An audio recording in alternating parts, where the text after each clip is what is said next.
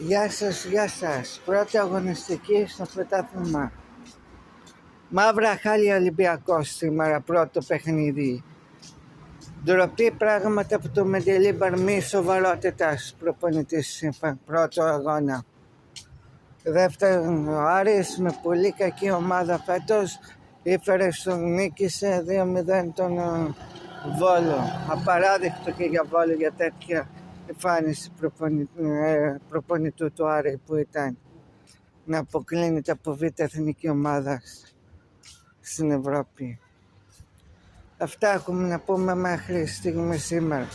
Επιμένουν τα άλλα. Ευχαριστώ πολύ. Γεια σας. Πρώτη αγωνιστική στο πρωτάθλημα. Μαύρα χάλια Ολυμπιακός σήμερα, πρώτο παιχνίδι. Ντροπή πράγματα από το Μεντελίμπαρ, μη σοβαρότητας προπονητής, πρώτο αγώνα.